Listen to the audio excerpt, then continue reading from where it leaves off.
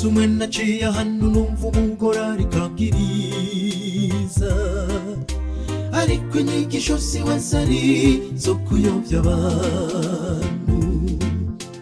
Ababwira ati uyu munsi erega turi kuri Noheli, muramenya kana Yezu katuvukiye.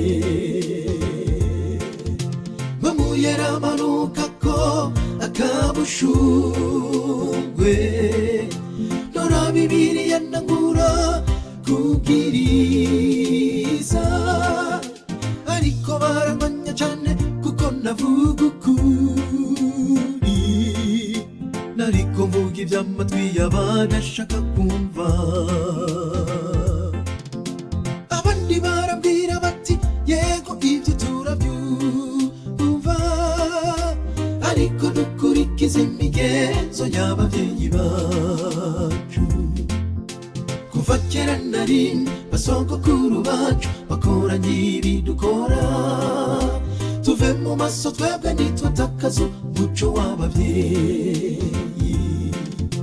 Babwira ni n'ababyeyi banyu babikora mu kutamenya, babwira ati muje kubazana nabo bumva ukuri. Ibyo byose nkabibabwira nkoresheje handitswe ngo, ariko baziba amatwi bankakumva ukuri. Uramenya utazovuga ngo jewe sinumvise, uramenya utazashwana n'ababyeyi ngo nibo bakuyobya.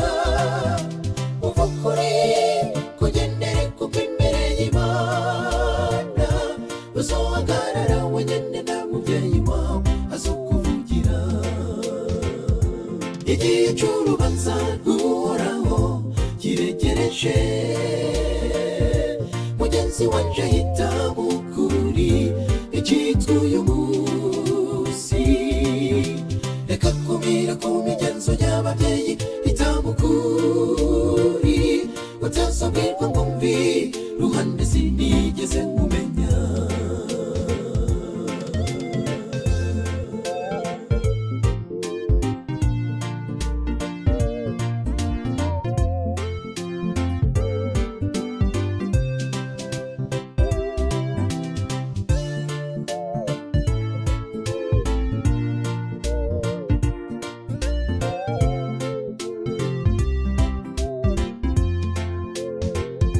Hariho n'akajambo bakunda gukoresha iyo ubabwiye ukuri, baca bakubwira ngo gezaho uri kuducira urubanza.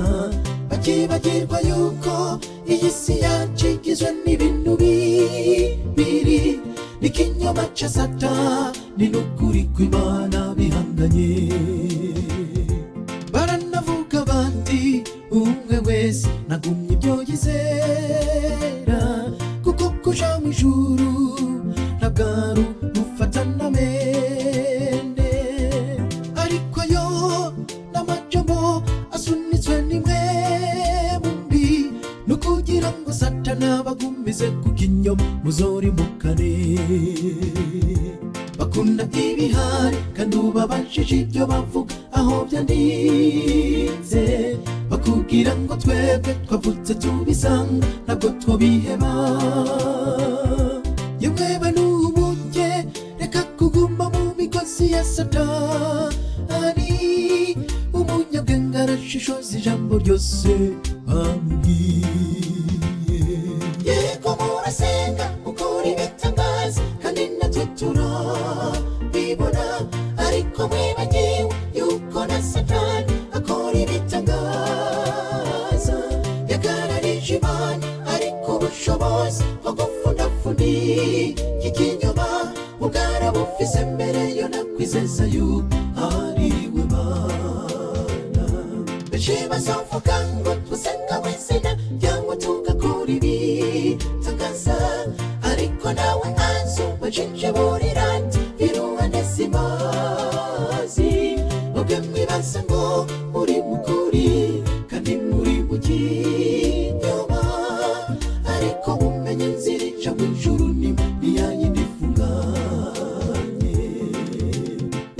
uramenye utazovuga ngo jewe sinumvise, uramenye utazashwana n'ababyeyi ngo nibo bakuyobya, uva kuri kugendere kuko imbere y'Imana uzohagarara wenyine nta mubyeyi wawe azokuvugira. Igihe cy'urubanza rw'Uhoraho kiregereje,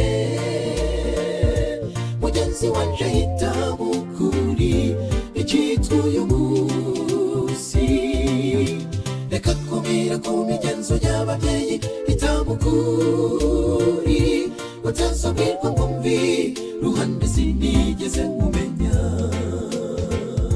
Benshi bazavuga ngo tusenga mu izina ryawe tugakora ibitangaza, ariko nawe azobajinjiburira ati iruhande simazi, nubwo mwibaza ngo muri mukuri kandi muri mu kinyoma.